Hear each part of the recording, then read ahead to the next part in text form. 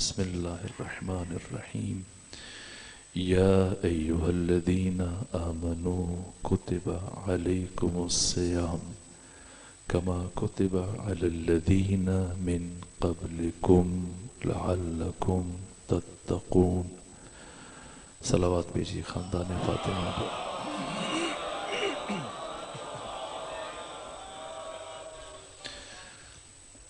ذات اقدس الہ خدا سبحان نے یہ عظیم توفیق عطا فرمائی کہ آپ بامعرفت مومنین کے نورانی چہروں کی زیارت کا شرف حاصل ہوا.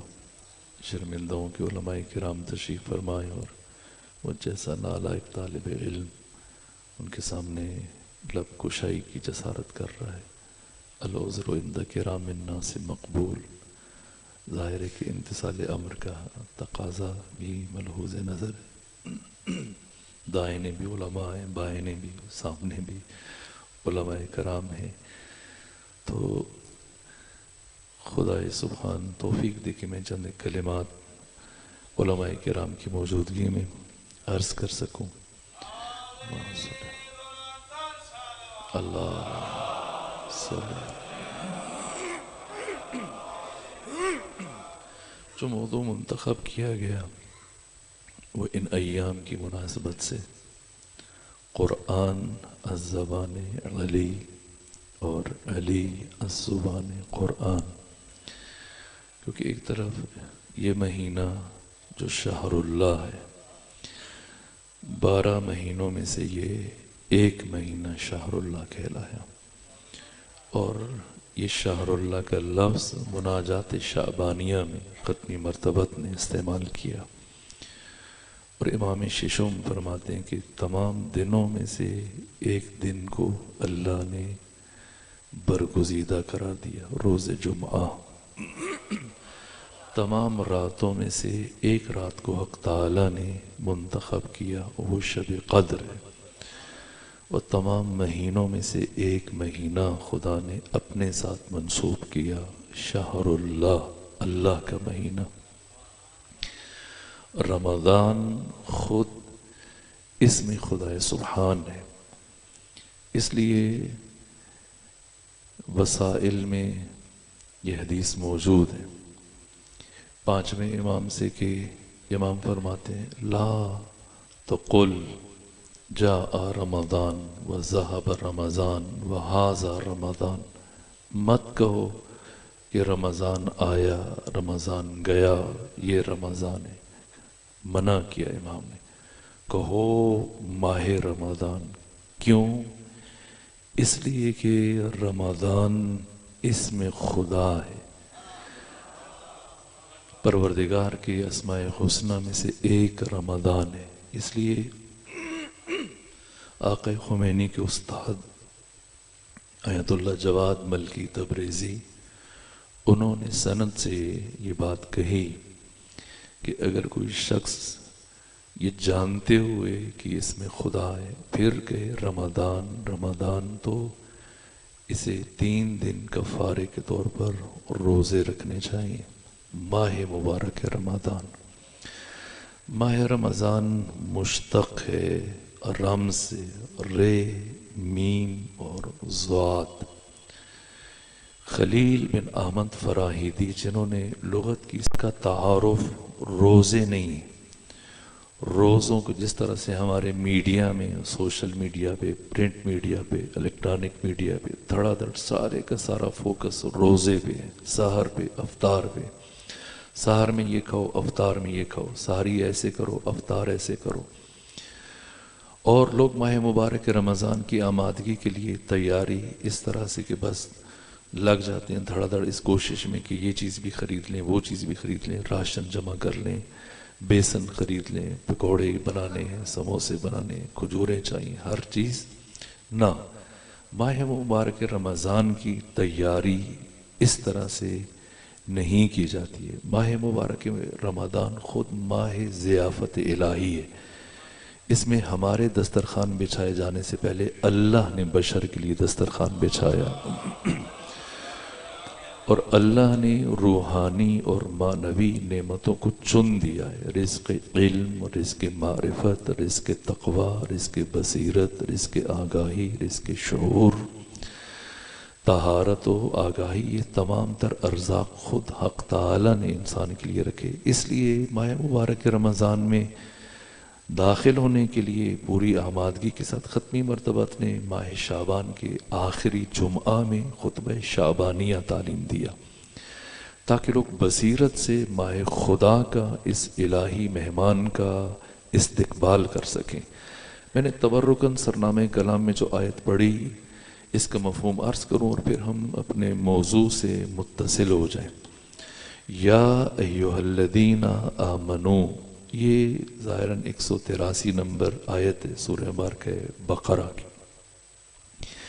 یا ایھا الذین آمنو کتب علیکم الصیام کما کتب علی الذین من قبلکم لعلکم تتقون۔ یا ایھا الذین آمنو، یہ تعبیر قرآن مجید میں 90 مرتبہ استعمال ہوئی ہے، 99 مرتبہ۔ پروردگار نے مومنین سے قرآن مجید میں 99 مرتبہ خطاب کیا، اے مومنو، یا ایھا الذین آمنو، اے ایمان والو۔ کتب علیکم الصیام، کتبہ یعنی یہ فعل مجہول کا صیغہ ہے۔ علماء کرام تشریف فرمائیں، جب خدا کسی چیز کو بشر پر واجب قرار دیتا ہے تو فعل امر کا صیغہ استعمال کرتا ہے، مثلا اکتب، مثلا اقیمو۔ فعل امر جب قرآن مجید میں آ جاتا ہے تو اس کا پہلا ظہور وجوب میں ہوتا ہے، اور اگر وجوب میں ظہور نہ ہو تو پھر اس کا دوسرا ظہور استحباب میں ہوتا ہے۔ یعنی اللہ نے قرآن میں جو صیغہ امر بیان کیا، جب فعل امر جب استعمال کیا، اس سے کم از کم مراد کہ یہ عمل بشر کے لیے مستحب ہے، ورنہ یہ عمل واجب ہے۔ لیکن فعل امر کا صیغہ واجب اور مستحب دونوں کو شامل ہے، لیکن جب پروردگار فعل ماضی مجہول کو استعمال کرتا ہے تو یہ صرف وجوب کو ثابت کرتا ہے۔ یہاں پر اس آیت میں اللہ نے فعل ماضی مجہول کو استعمال کیا، کتب علیکم الصیام۔ صیام جمع ہے صوم کی، لفظ صوم قرآن مجید میں 1 مرتبہ استعمال ہوا، اور لفظ صیام جمع کی شکل میں قرآن مجید میں 9 مرتبہ استعمال ہوا۔ اس اعتبار سے روزوں کا ذکر اللہ نے قرآن مجید میں 10 مرتبہ کیا، پھر 4 مرتبہ فعل کی شکل میں امر کیا کہ تم روزے رکھو۔ اسم کی صورت میں یہی 10 مرتبہ، 1 مرتبہ مفرد، 9 مرتبہ جمع۔ یا ایھا الذین آمنو کتبہ، لکھ دیا گیا، علیکم تم پر، الصیام روزے، کما کتب علی الذین من قبلکم، جیسا کہ ان پر یہ روزے لکھ دیے گئے تھے جو تم سے پہلے آئے، لعلکم تتقون، اس لیے تاکہ تم متقی بن جاؤ۔ امام ششم سے حدیث ہے جو ابو جعفر یعقوب کلینی نے اصول کافی کی دوسری جلد میں نقل کیے، وہ وہاں پہ امام یہ فرماتے ہیں کہ جو پچھلی امتوں پر روزے فرض کیے گئے، امتوں پر روزے فرض نہیں کیے گئے۔ ختمی مرتبت سے پہلے ماہ مبارک رمضان کے روزے یہ انبیاء رکھتے تھے، انبیاء پر فرض تھے، لیکن باقی لوگوں پر فرض نہیں تھے۔ جس طرح سے آپ تورات اٹھا لیجئے، یہودیوں پر، بنی اسرائیل پر روزوں کا ذکر ملتا ہے، لیکن ان کے روزے کی نوعیت بھی الگ تھی۔ ان کا روزہ غروب آفتاب سے شروع ہوتا تھا مغرب کے بعد، اور دوسرے دن جا کے مغرب پر ختم ہوتا تھا یہ روزہ، البتہ اس کے اندر محرمات کی کیفیت بھی الگ تھی۔ اسی طرح سے جناب یحییٰ کی امت کے ہاں بھی روزوں کا ذکر ملتا ہے، لیکن اس کی نوعیت بھی آپ دیکھ لیجئے، زبور میں، انجیل میں الگ ہے۔ قرآن یہ جو روزے اس ترتیب کے ساتھ جس میں 9 چیزوں کو انسانوں کے لیے حرام قرار دیا گیا، سحر سے لے کر مغرب تک، یہ روزے صرف اور صرف 1,24,000 انبیاء پر پہلے، پھر ختمی مرتبت، اس کے بعد آپ کی امت پر ان روزوں کو فرض کیا گیا۔ لیکن ختمی مرتبہ ماہ مبارک رمضان کے روزے خود اپنی بعثت سے پہلے بھی کبھی ایسے نہیں ہو کہ پیغمبر گرامی اسلام نے ماہ رمضان کے روزے نہ رکھے ہو، نہ، بعثت سے پہلے بھی آقا روزے رکھتے تھے۔ پورے کا پورا مہینہ ابن حشام جنہوں نے سیرت کی سب سے پہلی کتاب لکھی ہے سیرت ابن حشام، اس میں انہوں نے تحریر کیا کہ پیغمبر گرامی اسلام ماہ مبارک رمضان کی یکم کو یا ایک شب پہلے شعبان کی آخری شب میں غار حرا تشریف لے جاتے تھے، معذرت، اور پھر پورا ماہ مبارک رمضان وہاں غار حرا میں گزارنے کے بعد یکم شوال کو غار حرا سے باہر تشریف لاتے تھے اور پھر سیدھے مکہ، سیدھے خانہ کعبہ مسجد الحرام تشریف لے جاتے تھے۔ 7 مرتبہ خانہ کعبہ کا چکر لگانے کے بعد پھر گھر تشریف لے کے آتے تھے۔ یہ اس آیت کے نزول سے پہلے، نزول قرآن سے پہلے قرآن مجید مسلسل 22 سال ختمی مرتبت پر نازل ہوا ہے۔ 610 عیسوی سے لے کر 632 عیسوی تک 22 سال اگر آپ شمسی سال مراد لیں اور 23 سال اگر آپ قمری سال مراد لیں، 40 عام الفیل سے لے کر 10 ہجری کے اواخر 11 ہجری کے اوائل تک یہ 23 سال قمری اعتبار سے قرآن نازل ہوتا رہا آقا ختمی مرتبت پر۔ لیکن ماہ مبارک رمضان میں صرف قرآن نازل نہیں ہوا، یہ جو کہا جاتا ہے شب قدر میں قرآن نازل ہوا، دوسری طرف ہم یہ کہتے ہیں کہ قرآن مجید 23 سالوں میں نازل ہوا، تو یہ دو الگ چیزیں ہیں۔ نزول تدریجی کے اعتبار سے قرآن 22 سال شمسی یا 23 سال قمری یوں نازل ہوا، منجمن ٹکڑوں میں، قسطوں میں، حصوں میں، 2 آیتیں، 4 آیتیں، 6 آیتیں، کبھی پورے کا پورا سورہ ایک ساتھ آ گیا۔ لیکن شب قدر میں جو قرآن نازل ہوا یہ الفاظ کی شکل میں نازل نہیں ہوا، یہ جوامع الکلم کی صورت میں نازل ہوا، مفاہیم کی شکل میں قلب ختمی مرتبت پر القاء ہوا۔ لیکن صرف قرآن مجید ماہ مبارک رمضان میں نازل نہیں ہوا۔ اول ماہ رمضان المبارک کو معصوم فرماتے ہیں کہ حضرت ابراہیم کے صحیفے آپ پر نازل کیے گئے۔ 6 رمضان المبارک کو اللہ نے تورات کو جناب موسیٰ کلیم پر اتارا۔ البتہ تورات کے نزول کی وہ کیفیت نہیں تھی جو قرآن کی نزول کی کیفیت تھی۔ تورات پتھر کی تختیوں کی شکل میں جناب موسیٰ تک پہنچتی تھی۔ 12 رمضان المبارک کو انجیل نازل ہوئی جناب عیسیٰ پر۔ 18 رمضان المبارک کو جناب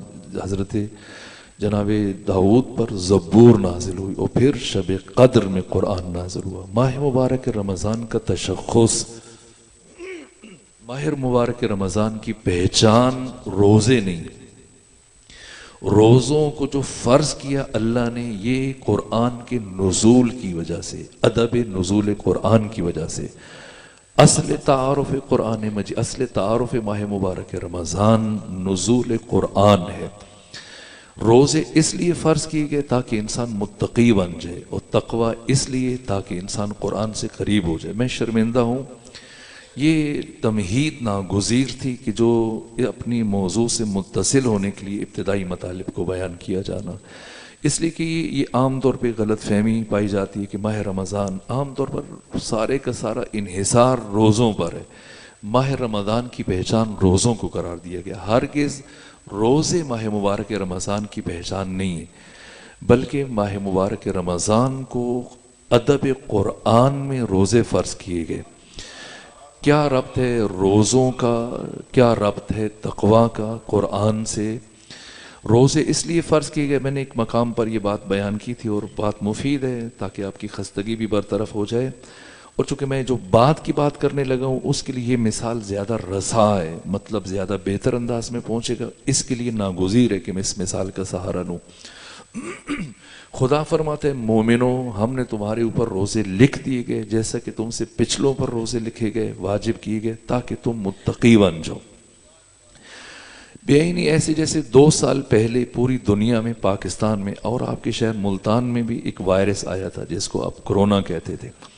مجھے یاد ہے پاکستان کے ایک شہر میں کسی مومن نے کھڑے ہو کر کرونا کے اوپر لعنتیں بھی بھجوائی تھیں، تو چونکہ پابندی تھی اور یہ مجالس کے لیے شرکت کے لیے منع کیا گیا تھا، اور ایام شہادت امیر المومنین قریب تر تھے، یہاں تک کہ پھر مجلس برپا ہوئی اور انہوں نے پھر وہاں پہ خود کرونا پہ بھی کہ یہ بھی جس کی وجہ سے مجلس نہ ہو سکے. یہ کرونا یا اس طرح کے اور وائرس تاریخی انسانی میں بارہا و بارہا آتے رہے. جیسے ملیریا، یہ بھی خود ایک وائرس ہے، کرونا ایک وائرس ہے.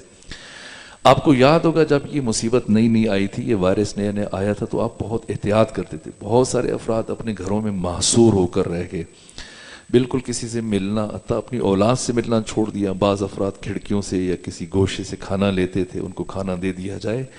باہر آنے سے معاشرت ترک کر دی. حتیٰ اگر کہیں بڑی مجبوری کے تحت آ گئے تو ہزار احتیاط کے ساتھ ہاتھوں پر سینیٹائزر لگایا ہوا ہے، چہرے کے اوپر ماسک لگایا ہوا ہے، اور دوسروں سے 8 فٹ کے فاصلے سے ایسے گزر رہے ہیں جیسے جانتے نہیں، کبھی دیکھا نہیں. یہ جو احتیاط تھی، ظاہر ہے دفع ضرر واجب ہے، انسان کو خود سے مصیبت سے خود کو بچانا یہ ضروری ہے. لیکن کچھ عرصے کے بعد، چند مہینے گزرنے کے بعد، پہلے کوشش کر رہے تھے، مختلف ملک لگے ہوئے تھے ایک دوسرے کے اوپر پیش قدمی حاصل کرنا چاہ رہے تھے. ایک طرف امریکہ تھا، دوسری طرف رشیا تھا، باقی ممالک، ہر ایک اس دوڑ میں لگا ہوا تھا. چین اس دوڑ میں لگا ہوا تھا کہ پہلے وہ ویکسینیشن دریافت کر لے، اس وائرس کا کوئی توڑ دریافت کر لے.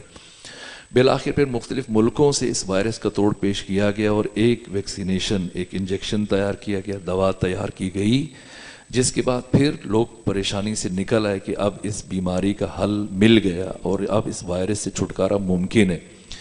اور اب ویکسینیشن کے بعد ماسک لگانے کی ضرورت نہیں ہے، سینیٹائز کرنے کی ضرورت نہیں ہے، اور احتیاطی تدابیر اختیار کرنے کی ضرورت نہیں ہے.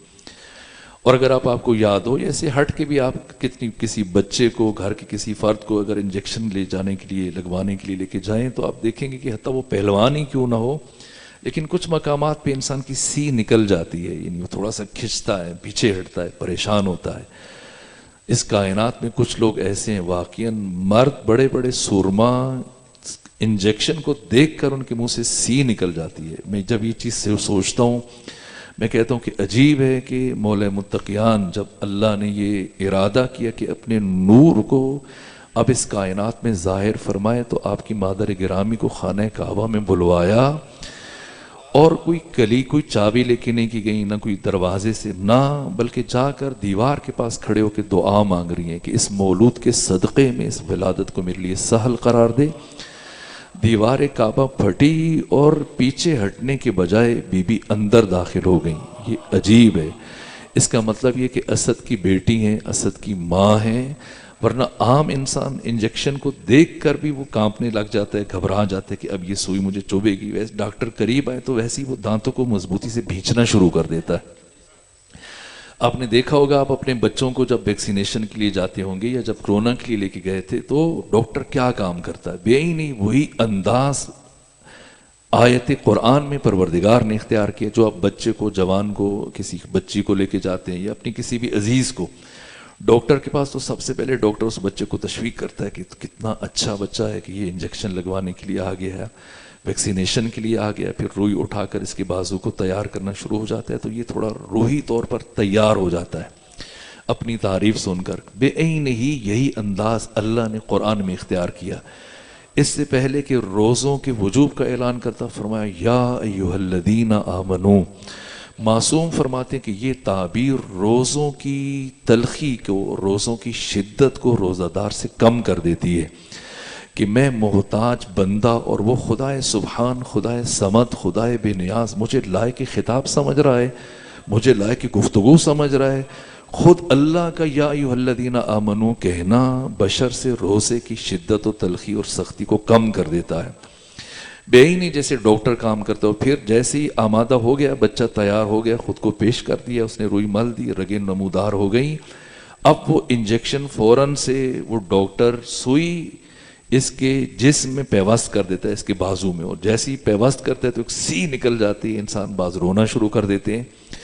بے ہی نہیں اسی طرح سے جب اللہ نے تیار کیا پہلے بندے کو، یا ایھا الذین آمنوا، مومن خوش ہوا کہ اللہ مجھے پکار رہا ہے، اللہ مجھے بلا رہا ہے، پروردگار مجھے لائق خطاب سمجھ رہا ہے، تو پروردگار نے وہ انجیکشن اٹھایا اور 30 روزوں کا انجیکشن، اس کی سوئی انسان کے وجود میں منتقل کی.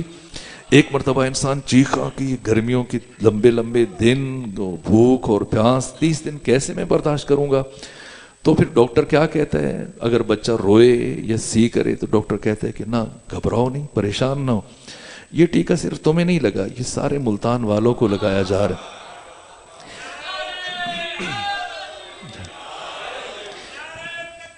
اللہ اکبر یا رسول اللہ یا اللہ صلی.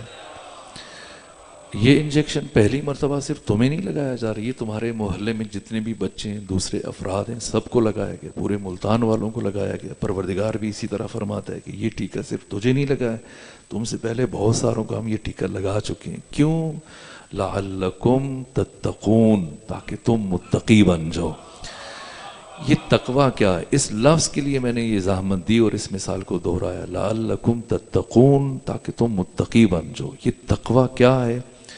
بعضوں نے تقوی کا معنی لکھا ہے ڈر، بعضوں نے تقوی کا معنی لکھا ہے خوف، بعضوں نے تقوی کا معنی لکھا ہے پرہیزگاری.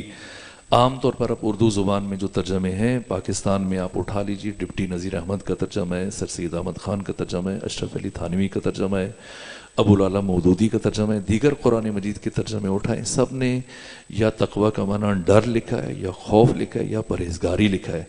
درحالی کہ لغت کی جتنی بھی کتابیں ہیں، فقہ اللغہ ہے، قاموس ہے، اس کے علاوہ کتاب العین ہے، مجمع البحرین ہے، سب نے ان میں سے کوئی بھی معنی تحریر نہیں کیا تقوی کا. تقوی کا معنی پرہیز نہیں ہے، تقوی کا معنی ڈر نہیں ہے، تقوی کا معنی خوف نہیں ہے. تقوی کا معنی ہے نگہداشت، تقوی کا معنی ہے حفاظت، تقوی کا معنی ہے بچاؤ. یہ امام راغب اصفہانی نے اب مفردات راغب میں یہی معنی تحریر کیا، خلیل بن احمد فراہیدی نے یہی معنی تحریر کیا، باقی اہل لغت نے یہی معنی تحریر کیا. ان دو معنوں میں زمین آسمان کا فرق ہے. جو تقوی کا معنی پرہیزگاری کرے گا، یہ سرے سے ایک اور سمت، یہ ایک نئی جہان، الگ جہان بینی ہے، الگ آئیڈیالوجی ہے، اس کی زندگی پھر الگ جہت پہ گزرے گی. لیکن اگر کوئی تقوی کا معنی نگہداشت کرتا ہے، تقوی کا معنی حفاظت کرتا ہے، تقوی کا معنی بچاؤ کرتا ہے، پھر اس کی زندگی ایک اور رخ پر استوار ہو جائے گی. تقوی کا معنی اگر میں صاحب کا مثال کے تناظر میں بیان کروں، تقوی یعنی ویکسینیشن. متقی انسان یعنی، متقی کا معنی جو امام راغب اصفہانی نے لکھا یعنی محفوظ. جیسے ویکسینیشن کے بعد انسان محفوظ ہو جاتا ہے، جب تک ویکسینیشن نہیں ہے یہ ماسک بھی لگا رہا ہے، یہ سینیٹائزر کا بھی استعمال کر رہا ہے، یہ لوگوں سے دوری بھی اختیار کر رہا ہے سب. لیکن جیسے ہی انسان تقوی اختیار کرتا ہے، جیسے ہی انسان کی ویکسینیشن ہو جاتی ہے، اب نہ ماسک پہنتا ہے، نہ سینیٹائزر کا استعمال کرتا ہے، لوگوں کے بیچ میں جن کو کرونا ہے ان کے بیچ میں بیٹھتا ہے، ان کے ساتھ کھا بھی رہا ہے. کیوں؟ مطمئن ہے، اب اسے پریشانی نہیں ہے. تقوی وہی ویکسینیشن ہے. تقوی انسان کے اندر وہ استعداد پیدا کرتا ہے، وہ صلاحیت پیدا کرتا ہے، وہ لیاقت پیدا کرتا ہے. تقوی اس ملکہ کا نام ہے کہ جس کے آ جانے کے بعد انسان ایک فاسد ترین، ناپاک ترین ماحول میں رہتے ہوئے بھی خود کو گناہوں سے محفوظ رکھ سکتا ہے. یہ تقوی انسان کی حفاظت کرتا ہے. امیر المومنین نے نہج البلاغہ میں تقوی کو انسان کا محافظ قرار دیا ہے کہ تم اپنے تقوی کا خیال کرو، تقوی تمہارا محافظ ہے. قرآن مجید نے تقوی کو لباس قرار دیا، لباس التقوی ذالک خیر. جن لوگوں نے تقوی کا معنی پرہیزگاری کیا، شہید مرتضیٰ مطہری نے اس پر تعجب کیا، یہاں تک کہ شیخ سعدی ان کے اشعار میں یہ ملتا ہے کہ میں نے ایک شخص سے پوچھا کہ تم نے یہ پہاڑوں پہ کیوں بسیرا بنا لیا ہے، کیوں جنگل میں رہنا شروع کر دیا، کیوں کوہسار پر تم نے اپنا خیمہ لگا لیا اور شہر کی طرف کیوں نہیں آتے ہو، آؤ شہر میں آؤ تو تاکہ تمہارے دل کی بند کلی کھل جائے. تو اس نے کہا نہ میں نے شہر میں نہیں آنا چاہوں کہ وہاں پر حسیناؤں کا جمگھٹا ہے اور وہ حسین خوبصورت چہرے دیکھ کر انسان پھسل سکتا ہے، اس لیے کہ جب پھسلن زیادہ ہو تو بڑے بڑے ہاتھی بھی پھسل جاتے ہیں، عام انسان کی کیا حیثیت ہے، اس لیے میں نے بسیرا کر لیا. اسی طرح بابا طاہر عریان ان کے جو اشعار ہیں وہ کہتے ہیں کہ آنکھیں جو دیکھتی ہیں دل ان کے پیچھے چل پڑتا ہے، اس لیے میں ایک ایسا فولادی خنجر تیار کروں گا جس کی نوک فولاد سے ہوگی اور میں اس خنجر سے اپنی آنکھوں کو نکال دوں گا تاکہ یہ دل ان آنکھوں کا اسیر نہ ہو. شہید مطہری نے کہا کہ ہرگز یہ تقوی نہیں ہے. یہاں تک کہ ملا احمد نراقی نے، صاحب معراج السعادہ نے جو تقوی کے حوالے سے گفتگو کی کہ بزرگان پرگوئی سے بچنے کے لیے، یاوہ گوئی سے بچنے کے لیے، بیہودہ سخن سے بچنے کے لیے اپنے منہ میں کنکریاں بھر لیتے، تو شہید مطہری نے کہا کہ یہ قرآن کے ساتھ سازگار نہیں ہے. جتنی بھی لغت کی کتابیں ان میں سے کسی ایک نے تقوی کا معنی پرہیزگاری نہیں کیا ہے. تقوی کا معنی خوف نہیں ہے، تقوی کا معنی ڈر نہیں ہے، تقوی کا معنی نگہداشت ہے، تقوی کا معنی حفاظت ہے. یہ چیزیں یہ مشق تقوی ہو سکتی ہیں، خود تقوی نہیں ہے۔ تقوی حاصل ہونے کے بعد پھر انسان پر وہ کسی بھی ماحول میں جا سکتے ہیں۔ آپ دیکھیں ایک انسان اگر اس میں تقوی نہیں ہے تو وہ مسجد میں بیٹھ کر بھی گناہ کرے گا، مسجد کا پنکھا اتار کے لے جائے گا، مسجد میں نمازیوں کے جوتے اتار کے لے جائے گا، پاکیزہ جگہ پر ہے۔ لیکن اگر انسان میں تقوی آ جائے، چاہے وہ یورپ چلا جائے، امریکہ چلا جائے، جہاں شراب خانے عام ہیں، جہاں فحاشی کے اڈے ہیں، ان سب کے بیچ میں رہتے ہوئے بارش بھی ہے، تہجد بھی پڑھتا ہے، عبادات بھی انجام دیتا ہے، اللہ کے ساتھ اس کا تعلق بھی ہے، نماز تہجد بھی پڑھتا ہے، گریہ بھی کرتا ہے، اس کا مطلب یہ کہ تقوی وہ قوت ہے، وہ استعداد ہے، وہ صلاحیت ہے، وہ لیاقت ہے جو ایک مشق کے نتیجے میں انسان کو حاصل ہوتی ہے۔ ماہ مبارک رمضان کے ان 30 روزوں میں اللہ نے یہ اثر رکھا ہے۔ ان خاص اوقات میں جب یہ 9 چیزوں سے انسان اجتناب کرتا ہے، خود سوچیں آپ آخر کیا وجہ ہے کہ انسان صرف بھوک اور پیاس، یہ روزہ نہیں ہے کہ انسان کھانا چھوڑ دے، پانی چھوڑ دے، نہ۔ اگر ایک انسان ناپاک ہے اور اب سحر کا آغاز ہو رہا ہے تو اس پر واجب ہے کہ خود کو پاک کرے۔ مثلا اگر 10 منٹ باقی اور 10 منٹ میں یہ غسل کر سکتا ہے یا سحری کر سکتا ہے تو کیا کرے؟ حکم ہے کہ یہ غسل کرے، سحری کے بغیر روزہ رکھے۔ اگر یہ غسل نہیں کرے گا تو اس کا روزہ نہیں آ سکتا ہے۔ یہ روزہ کیا ہے کہ جس کے لیے اللہ نے طہارت کو شرط قرار دیا؟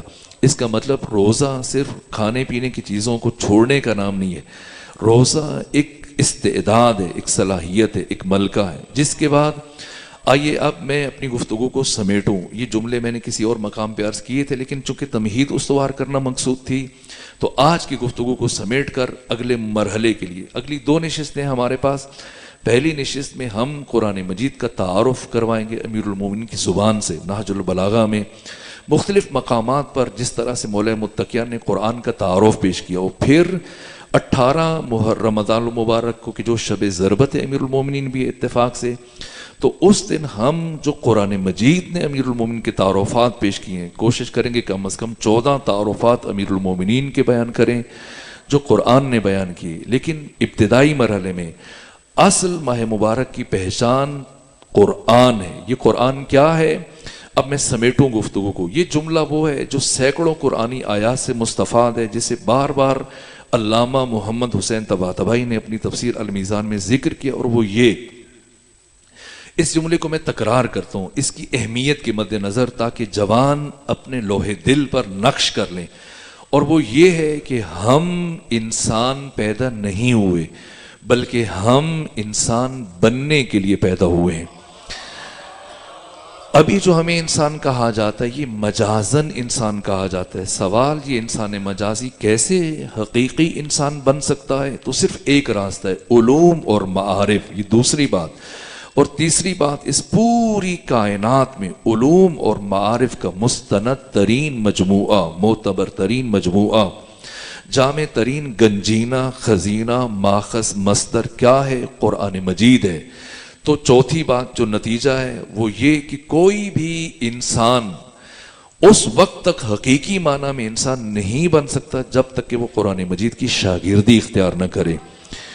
قرآن میں تقوی کوئی ایسی رسم نہیں ہے، تقوی محض کوئی مشق نہیں ہے، تقوی اس استعداد کا نام ہے جس کے بعد انسان میں صلاحیت پیدا ہوتی ہے کہ وہ قرآن مجید کا شاگرد بن سکے۔ اگر انسان نے تقوی اختیار نہ کیا، ورنہ کیوں کر اللہ نے روزوں کو بشر پہ واجب قرار دیا؟ درحقیقت کہ اللہ خود کو رحمان بھی کہتا ہے، رحیم بھی کہتا ہے، رؤوف بھی کہتا ہے۔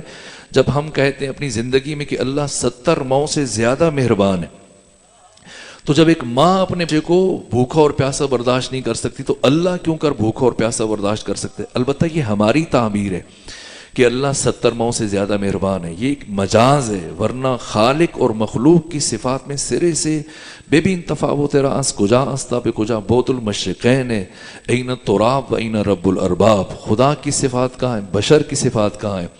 یہ ملتان جس کا تشخص ہے، میں نے آپ کی زبان سے سنا کہ ملتان کی 4 چیزیں بہت مشہور ہیں، گرم، گردہ، گدا، گورستان۔ چونکہ آپ بہت زیادہ شفیق ہیں، مہربان ہیں، زیادہ عطا کرتے ہیں، زیادہ دیتے ہیں، دوسروں کی مدد کرتے ہیں، اس لیے اس شہر میں مانگنے والے بھی زیادہ ہیں۔ جہاں دینے والے زیادہ ہوتے ہیں وہاں مانگنے والے بھی زیادہ ہوتے ہیں۔ اس لیے یہ آپ کی برائی نہیں، یہ آپ کی توصیف ہے، آپ کی تعریف ہو رہی ہے ایک طرح سے۔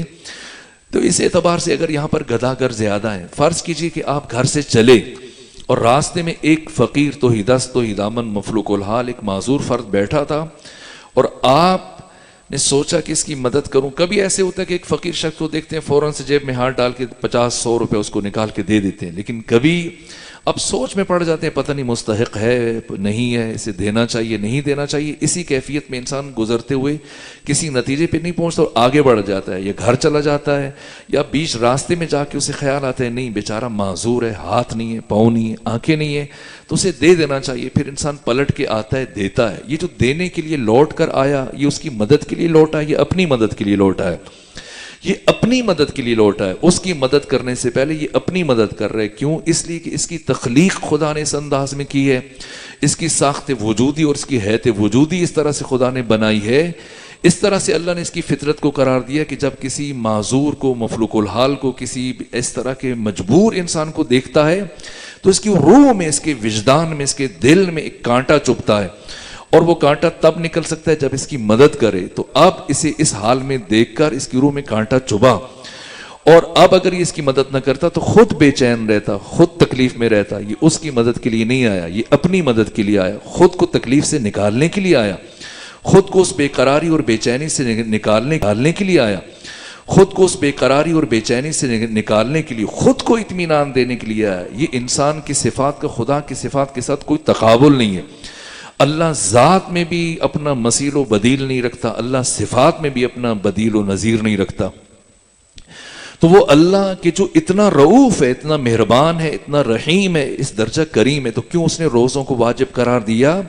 اگر اللہ روزوں کو بشر پر واجب قرار نہ دیتا تب اس کی رحمت سے متعلق سوچنا چاہیے تھا اور سوال کرنا چاہیے تھا. اللہ کی رحمت کا یہ تقاضا تھا کہ وہ بشر پر روزے فرض کرتا. کیوں؟ اس لیے کہ اگر اللہ ہمارے اوپر روزے فرض نہ کرتا ہم حیوان پیدا ہوتے, حیوان زندگی گزارتے, حیوان مر جاتے, اور جب قیامت کے اٹھتے تو حیوانی شکل میں ہمیں اٹھایا جاتا. اس لیے کہ ہم انسان پیدا نہیں ہوئے, انسان بننے کے لیے پیدا ہوئے. اور ابھی جو ہمیں انسان کہا جاتا ہے مجازن کہا جاتا ہے, حقیقتاً تب ہم انسان بن سکتے ہیں جب ہم قرآن مجید کی شاگردی اختیار کریں. اور اللہ نے قرآن مجید کی شاگردی کے لیے تقوی کو شرط قرار دے دیا ہے. اور تقوی تب آ سکتا ہے جب انسان ماہ مبارک رمضان کے روزوں کو کما حقہ, جیسے معصومین علیہ السلام نے سکھایا ہے تمام تر آداب کے ساتھ, جب ان روزوں کو انجام دیتا ہے, رکھتا ہے, تو اس میں یہ وصف پیدا ہو جاتا ہے تقوی. اور جب تقوی آتا ہے تو انسان اللہ کا شاگرد بن جاتا ہے. جس طرح سے آیتین جو قرآن مجید کی سب سے بڑی آیت ہے سورہ مبارکہ البقرہ کی آیت نمبر 282, جس میں اللہ بشر سے وعدہ کر رہے کہ واتقوا اللہ ویعلمکم اللہ, تقوی الہی اختیار کرو, اللہ براہ راست تمہارا معلم بن جائے گا, اللہ تمہارا استاد بن جائے گا. تقوی کا پہلا اثر یہ کہ خدا انسان کو سکھاتا ہے, اللہ انسان کے دل پر الہام کرتا ہے. اور سورہ مبارکہ انفال میں دیکھ لیجیے آیت نمبر 29 میں خدا نے کیا فرمایا, ان تتقوا اللہ یجعل لکم فرقانا, اگر تم تقوی الہی اختیار کرو اللہ تمہیں منزل فرقان پر فائز کر دے گا. آپ دیکھتے ہیں قرآن, ہم جس کو جی چاہے کہہ دیتے ہیں یہ سفیہ ہے, یہ بے وقوف ہے, یہ ابلہ ہے, یہ نادان ہے, یہ احمق ہے, لیکن ختمی مرتبات میں قرآن نے کسے احمق کہا ہے؟ ایک مرتبہ کچھ بچے اکٹھے لگے ایک شخص کے پیچھے دوڑ رہے تھے, پیغمبر نے پوچھا کہ کیوں دوڑ رہے ہو؟ کہا یہ پاگل ہے, یہ دیوانہ ہے. پیغمبر نے فرمایا نا, یہ پاگل نہیں ہے, یہ دیوانہ نہیں ہے, یہ بیمار ہے. پاگل وہ ہوتا ہے جو خدا کی نافرمانی کرتا ہے, دیوانہ وہ ہوتا ہے جو خدا کا نافرما بردار ہوتا ہے. یہ بیمار ہے, اس کی صحت کے لیے خدا سے دعا کرو. اس طرح سے صفی کون ہے, ابلہ کسے کہتے ہیں, نادان کسے کہتے ہیں, احمق کسے کہتے ہیں؟ احمق قرآن مجید نے اسے کہا ہے کہ جو کسی چوراہے پہ کھڑا ہو جائے اور اپنی سمت کا تعین نہ کر سکے کہ مجھے دائیں مڑنا ہے یا بائیں مڑنا ہے, واپس پلٹنا ہے یا سیدھا جانا ہے. یعنی زندگی میں کتنے چوراہے آتے ہیں, کتنے دوراہے آتے ہیں, کتنے سراہے آتے ہیں. یہاں پر اگر یہ حیران سرگردان ہو جائے, پریشان ہو جائے, اپنی جہت کا تعین نہ کر سکے, اپنی سمت کا تعین نہ کر سکے, یہ صفی ہے, یہ ابلہ ہے, یہ نادان ہے. اس کے مقابلے میں اللہ نے جو وصف رکھا ہے یہ ہے فرقان. فرقان کسے کہتے ہیں کہ یہ خیر و شر کے درمیان, حق اور باطل کے درمیان فرق کر سکتا ہے. یہ کبھی ایک لمحے کے لیے بھی حیران نہیں ہوتا, کسی بھی زندگی کے دوراہے پہ پہنچ جائے فوراً سے اپنی رخ کا تعین کر سکتا ہے. انسان منزل فرقان پر کیسے پہنچ سکتا ہے؟ سورہ مبارکہ انفال میں خدا فرماتا ہے اگر تم تقوی اختیار کرو تو اللہ تمہیں منزل فرقان پر فائز کر دے گا. پھر سورہ مبارکہ طلاق کی دوسری آیت میں خدا نے فرمایا من یتق اللہ یجعل لہ مخرجا, جو انسان اللہ کا تقوی اختیار کرتا ہے اللہ پریشانیوں اور مشکلات سے نکلنے کے لیے اس کے لیے راستے ہموار کر دیتا ہے. ایسے راستے آپ خود دیکھیں، جناب یوسف جب قید تھے اور جب بعد میں ان کو زلیخا ایک مرتبہ گناہ کے ارادے سے لے کے آئی، اس ساتوں دروازوں کو تالے لگ دیے. یوسف کا کام یہاں تک تھا کہ خود کو بچائیں زلیخا کے شر سے، پیچھے ہٹے، لیکن بھاگ کے کہاں جاتے. لیکن چونکہ انہوں نے ارادہ کر لیا کہ میں ہرگز اس گناہ سے خود کو آلودہ نہیں ہونے دوں گا، تو خدا نے من یتق اللہ یجعل لہ مخرجا اپنا وعدہ پورا کیا اور ساتوں کے ساتوں دروازے کھول دیے.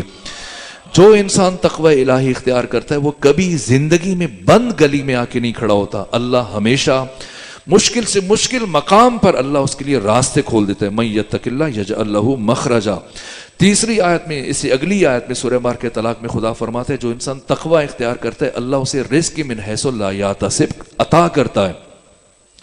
ہمارے ہاں قرآن کا ترجمہ کرنے والوں نے رزق من حیث ما لا یحتسب کا معنی کیا کہ خدا چھپڑ پھاڑ کے دیتا ہے. نہ، چھپڑ پھاڑ کے نہیں دیتا. اس کا مطلب یہ کہ اللہ ایسے راستوں سے عطا کرتا ہے کہ جو انسان کے وہم و گمان میں نہیں ہوتے، جنہیں اس نے کبھی سوچا نہیں ہوتا، خدا وہاں سے رزق دیتا ہے. رزق صرف گندم اور جو کا نام نہیں ہے، کھجور کا اور پکوڑوں سموسہ کا نام نہیں ہے. رزق کیا ہے؟ امام زمانہ فرماتے ہیں اللہم ارزقنا توفیق الطاعہ و بعد المعصیہ و صدق النیہ و عرفان الحرمہ و کرمنا بالہدی والاستقامہ. یہ سب رزق ہے. طہارت رزق ہے، علم رزق ہے، معرفت رزق ہے، شعور رزق ہے، بصیرت رزق ہے. یہ سارے رزق پروردگار متقی کو عطا کرتا ہے اور ایسے راستوں سے عطا کرتا ہے کہ جو اس کے وہم و گمان میں نہیں ہوتے. پھر سورہ طلاق کی چوتھی آیت میں خدا فرماتے ہیں کہ من یتق اللہ یجعل لہ فی امرہ یسرا. اللہ اس کے کاموں میں آسانیاں پیدا کرتا ہے.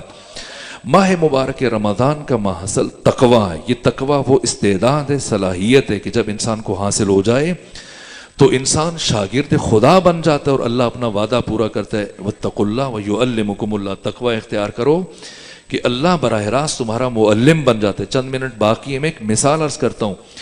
یعنی ضروری شعر ہے مولا روم کا، وہ فرماتے ہیں کہ علم دو علم است اول مکتبی کہ در آموزی بے مکتب چون سوی. علم دیگر جوشش یزدان بود چشمش اندر میان جان بود. وہ فرماتے کہ علم دو ہیں. ایک علم مکتبی ہے جو تو بیگ اٹھا کر، بستہ اٹھا کر، کتابیں اٹھا کر ایک بچے کی طرح سکول، کالج، یونیورسٹی جاتا ہے، لیکن یہ علم کا حصول اس میں منحصر نہیں ہے، اس کے علاوہ بھی ایک ذریعہ ہے. علم دو علم است اول مکتبی. پہلا علم مکتبی ہے، علم دیگر جوشش یزدان بود. اور دوسرا علم ہے جو پروردگار کی طرف سے انسان کو عطا ہوتا ہے. وہ کسی مدرسے سے نہیں ملتا، وہ کسی یونیورسٹی سے نہیں ملتا ہے، وہ کسی کالج سے نہیں ملتا ہے، اسکول سے نہیں ملتا. کہاں سے؟ چشمش اندر میان جان بود. اس علم کا سرچشمہ خود انسان کی روح ہے. وہ سرچشمہ انسان کے درون سے پھوٹتا ہے. کیسے پھوٹتا ہے؟ جب انسان تقوی الہی اختیار کرتا ہے، خدا اس کی رہنمائی کرتا ہے، اللہ اس کو مشکلات سے نکلنے کے راستے عطا کرتا ہے، اللہ اسے منزل فرقان پہ فائز کرتا ہے. میں آخر میں ایک مثال دے دوں تاکہ گفتگو مکمل ہو جائے. ابھی چونکہ کچھ وقت 5-7 منٹ باقی، انہی کے اندر گفتگو سمیٹ لوں. کاظم کربلائی یہ 1300 ہجری میں پیدا ہوئے اور 1378 ہجری میں ان کی وفات ہوئی ہے. اب دیکھ لیں 1445 ہجری ہے، یہ چند سال پہلے کا واقعہ ہے. کربلائی کاظم یہ عراق جو شہر ہے ایران کا، اس میں قریب ایک ملحقہ قصبہ ہے ساروق، وہاں کے رہنے والے تھے. بہت زیادہ متدین تھے، متقی تھے. جتنا انہوں نے علم سیکھا تھا، جو سنا تھا، کسی بھی عالم، کوئی واعظ آتا تھا، کوئی خطیب آتا تھا، خود وہ عمل کرے نہ کرے، یہ اس کی بات پہ عمل کرتے تھے. خمس و زکوٰۃ باقاعدگی سے ادا کرتے تھے، نماز باقاعدگی سے ادا کرتے تھے، محرمات سے اجتناب کرتے تھے، واجبات کو پابندی سے انجام دیتے تھے. یہ تقوی ہے. مولا متقیان فرماتے کہ ماہ مبارک رمضان کا سب سے بڑا عمل، لوگ کہتے ہیں ماہ رمضان میں کیا کریں، علی فرماتے ہیں ماہ رمضان کا سب سے بڑا وظیفہ یہ ہے کہ تم ان چیزوں سے خود کو بچاؤ جنہیں اللہ نے اپنے بندوں پر حرام قرار دیا، خود کو محرمات سے بچاؤ. یہ کربلائی کاظم اسی ترتیب سے واجبات کے پابند، محرمات سے اجتناب کرتے تھے، خمس و زکوٰۃ باقاعدگی سے. یہاں تک کہ کسی کے ہاں یہ کام کرتے تھے، کوئی بڑا زمیندار تھا، جاگیردار تھا، اور جب وہ فصل اس کی گندم کی آئی تو کہا زکوٰۃ ادا کرو، الگ کرو پہلے، غریبوں کا ایسا کرنا وہ تو نہیں کرتا میں نے. کہا اگر تم نہیں کرو گے تو میں تمہارے یہاں کام نہیں کروں گا، مبادا میں بھی اس بے برکتی کا شکار نہ ہو جاؤں اور خدا کی توفیقات سے محروم نہ ہو جاؤں. مجبور کیا، سمجھایا، جب وہ قائل نہ ہو تو کام چھوڑ کے چلے گئے اور پھر کسی اور مقام پر کام شروع کیا. اس طرح سے صوم و صلات کے پابند، واجبات کے پابند لیکن ایک ان کو صدمہ تھا، دکھ تھا کہ انہوں نے قرآن نہیں سیکھا، قرآن نہیں پڑھا. کبھی بھی کوئی عالم آ جاتا اس کی بہت خدمت کرتے، پاؤں دباتے، اس سے سنتے چیزیں، اس کے واعظ کو پوری توجہ سے سنتے، لیکن دل میں کلک رہ گئی کہ کاش میں بھی قرآن جانتا، کاش مجھے بھی قرآن پڑھنا آتا. جو کہ بہت مفلوق الحال تھے، غریب تھے، ان کے باپ نے بچپن سے انہیں بکریاں لے دی اور کام پہ لگا دیا. قرآن باقاعدہ نہیں پڑھ سکے، بس 2 سورے جو نماز میں پڑھے جاتے تھے یہ. لیکن پھر وہاں پر موجود ایک دن وہ سب سے پہلے انہوں نے اپنا چھوٹا سا کھلیان بنا لیا، بعد میں کچھ جگہ لے لی، اور پھر سب سے پہلے زکوٰۃ ادا کرتے، پھر غلہ اٹھا کے گھر میں لاتے تھے. یہاں تک کہ غریب اور مفلوق الحال اور توحید دست افراد کا اس طرح سے خیال کرتے کہ ایک مرتبہ جب گھر آ رہے تھے، تیز لو چل رہی تھی، شدید گرمی تھی، تو دیکھا کہ ان کے ایک مومن جو بہت ہی زیادہ تنگ دست تھا، اس نے کہا کہ کربلائی کاظم، اس دفعہ آپ نے ہمارے حصے کا اناج نہیں بھیجا، لگتا ہے آپ ہمیں بھول گئے، شاید ختم کر دیا، باقیوں میں تقسیم کر دیا. انہوں نے سوچا شاید بہت پریشان ہے، اس لیے اس طرح سے اپنی مشکل کا اظہار کر رہے، بڑا خوددار آدمی اس کے باوجود کہہ رہے. تو آرام کے لیے آ رہے تھے، چونکہ تیز دھوپ چل رہی تھی، پھر واپس چلے گئے، اور پھر بڑی مشکل سے اسی دھوپ میں، ہوا کم چل رہی تھی تو گندم کو بھوسے سے اس زمانے میں الگ کرنا ایک مشکل کام تھا. الگ کیا اور چند کلو پھر گندم اٹھا کر اس کے دروازے پہ دستک دی، اس کو دیا. اس کے بعد پھر ایک امامزادہ، ان کی روزہ قریب تھا، اور وہاں جا کے لیٹ گئے، اور جب لیٹے تو پیغمبر گرامی اسلام کو خواب میں دیکھا، اور ساتھ امیر المومنین کھڑے تھے. مولا متقیان نے فرمایا کربلائی قاسم اٹھو، یہ جو آیات ہیں اس زری کے اندر ہیں، جو گنبد کے اندر ہیں، انہیں پڑھو. تو کہا مجھے پڑھنا نہیں آتا. کہا تمہیں پڑھنا آتا ہے، پڑھو. اور انہوں نے وہ آیات پڑھنا شروع کر دی، اور جب ان کی آنکھ کھلی تو اسی طرح سے وہ آیات پڑھ رہے تھے، اور چند لمحوں میں انہوں نے محسوس کیا کہ انہیں سارے کا سارا قرآن حفظ ہو چکا ہے، سارے کا سارا قرآن ازبر ہو چکا ہے. یہاں تک کہ پھر اس علاقے میں شہید نواب صفی آئے ہوئے تھے، ان تک یہ خبر پہنچی کہ اس طرح سے اچانک سے ایک پیر مرد، ایک بوڑھا جس نے کسی معلم کا منہ نہیں دیکھا ہے، کوئی باقاعدہ قرآن پڑھنے کے لیے نہیں گیا، جس کو صرف قرآن کی 2 سورتیں یاد تھیں، تو انہوں نے چشم زدن میں صرف خواب میں ذرا چند لمحوں کے لیے لیٹے، قرآن حفظ ہو گیا. تو انہوں نے امتحان لیا، اور پھر وہ اپنے ساتھ قم لے کے آئے. قم میں آیت اللہ بروجردی نے امتحان لیا، اس طرح سے کہ کہا کہ سورہ البقرہ کو الٹا کر کے پڑھ سکتے ہو، 286 آیتیں، 2.5 پارے، ایک ہی نشست میں سورہ البقرہ کی آخر سے پہلی آیات آخر سے پیچھے پڑھنا شروع کر دیا. در حالی کہ اگر آپ مشق کریں، اپنا امتحان لیں، سورہ حمد کو جو وہ دن میں کم از کم آپ 10 دفعہ پڑھتے ہیں، لا صلاۃ الا بفاتحۃ الکتاب، نماز نہیں ہے فاتحہ کے بغیر، تو 10 مرتبہ تو واجب ہے ہم میں سے ہر ایک پر. اس کے باوجود آپ اگر اسے الٹا پڑھنا چاہیں تو بڑی سوچنے کے بعد پڑھیں گے. لیکن جیسے ہی کہا آیت اللہ بروجردی نے، انہیں 286 آیتوں کو انہوں نے الٹا کر کے پڑھا. پھر اس ترتیب سے ان کا امتحان لیا گیا. فقہا مجتہدین سب جمع ہوئے، آیت اللہ ہبت الدین شہرستانی، آیت اللہ بروجردی، بڑے بڑے علماء افاضل، امام موسیٰ صادر کی والد بزرگوار، سب اکٹھے ہوئے اور علماء نے ان کا امتحان لیا، جہاں پر ہزاروں کی تعداد میں طلباء بھی شریک تھے. آیت اللہ ناصر مکارم کہتے ہیں کہ میں بھی اس محفل میں موجود تھا، اور جو بھی سوال کیا جاتا، ایک مرتبہ ایک طالب علم نے تقریباً 5-6 صورتوں سے ملا کر ایک آیت بنائی، ایک ٹکڑا ایک آیت سے لیا، ایک دوسری آیت سے لیا، ایک تیسرے سے، کہا کہ بتاؤ یہ کس سورہ سے ہے. مسکرائے، کا آغائی نہ کن مولوی ہو، مجھ پر ٹوپی نہ پہنو، چونا نہ لگاؤ. اس کا ایک ٹکڑا سورہ یونس سے، ایک ٹکڑا سورہ ہود سے، ایک ٹکڑا سورہ البقرہ سے ہے. پھر ان کے سامنے قرآن مجید اس ترتیب سے کچھ عبارت لکھی ہوئی رکھی گئی کہ قرآن مجید کی آیات، اور ساتھ میں بیچ میں کوئی دوسری عبارات بھی لکھ دی گئی، عربی لکھ دی گئی، لیکن وہ قرآن کا حصہ نہیں تھا. ان سے کہا آخر میں آپ خیر و برکت کے لیے ذرا پڑھ کے دکھائیں. تو جو قرآن تھا اس کے اوپر انگلی پھیرتے تھے، پڑھتے تھے، اور جیسے ہی وہ عربی، قرآن کی عربی ختم ہوتی تو دوسری عربی شروع ہوتی تھی، ہاتھ اٹھا لیتے تھے. پھر جب قرآن شروع ہوتا تھا پھر وہاں سے انگلی آگے بڑھاتے تھے، چلاتے تھے. تو علماء نے حیران ہو کے پوچھا کہ آپ کو کیسے پتہ چلتا ہے کہ یہ عربی قرآن کی ہے، یہ عربی قرآن کی نہیں ہے؟ کہا جو قرآن مجید کی آیات ہیں یہ مجھے نور کی شکل میں روشن دکھائی دیتی ہیں، اور جیسے یہ روشنی ختم ہوتی ہے میں ہاتھ اٹھا لیتا ہوں، پھر جب وہ روشنی شروع ہوتی ہے تو پھر میں اپنی انگلی رکھ دیتا ہوں. یہ آقا جانتے ہوں گے قوم نو میں قبرستان ہے، وہاں پر ان کی تدفین ہوئی، 78 سال عمر ہے. آیت اللہ بروجردی کہتے ہیں کہ خود یہ عدم تحریف قرآن پر ہمارے پاس سب سے عظیم سند ہے، کہ اس کا مطلب یہ ہے کہ جس طرح سے ان کو قرآن عطا ہوا کہ یہ وہی قرآن ہے جو قلب ختمی مرتبت پر نازل ہوا، نہ ایک لفظ کم نہ ایک لفظ زیادہ. دعا کرتے ہیں پروردگار ماہ مبارک رمضان کی اس نورانی ساعتوں کے صدقے میں ہم سب کو نعمت تقوی عطا فرما، ہمیں قرآن پڑھنے، قرآن سمجھنے اور قرآن پر عمل کرنے کی توفیق عطا فرما۔ حاضرین کے دلوں میں جو دعائیں ہیں شہید رمضان امیر المومنین علی ابن ابی طالب علیہ آلہ و تحیۃ و ثنا کے صدقے